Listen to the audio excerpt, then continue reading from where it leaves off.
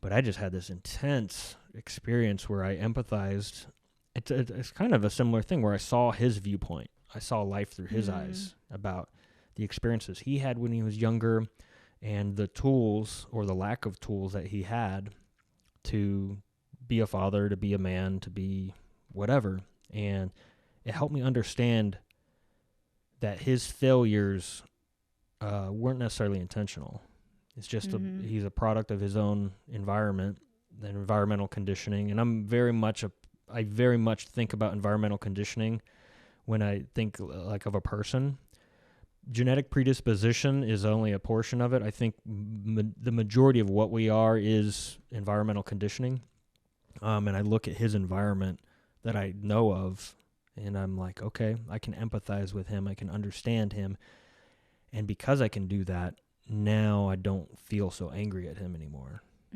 Because I see him now as not this icon where he has to be my dad, he has to be perfect, and everything has to be amazing and whatever, right? And we have these expectations of our parents, and they're just people, and we're all fucked up sometimes, and we all need help. And shame on the people that don't go seek help, and they kind of live in denial about it. But nevertheless, we're all still people that are flawed. And I was able to see that about him and recognize, okay, it doesn't necessarily change anything. Nothing physically has changed in the relationship, but it's helped me understand him. And then now I'm not so angry. Because I'm not so angry at him, I can give myself a break too. And right. It just makes it's all connected, right? I mean, it sounds like you have more compassion for him now because you kind of know and can understand what he's been through. And also that anger, it never lived inside him. It lives inside you and your body. So that anger doesn't affect him unless you're, in his face yelling at him. Right. So it's really about you and freeing yourself.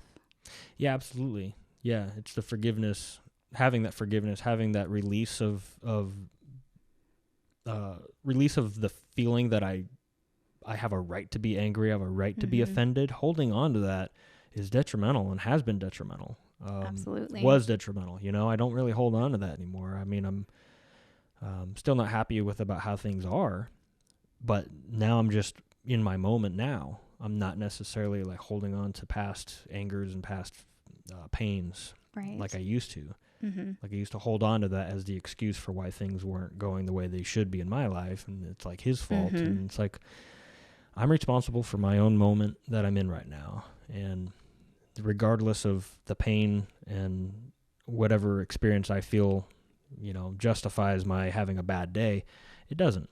And the people around me don't deserve that either. So I have a responsibility now that I'm an adult and I'm a father. I have an obligation to make sure that whatever pains I've experienced don't get passed on to my kid. And that is way harder I'm done than I'm it is sure to say it out loud, Yeah. So it's a journey for sure.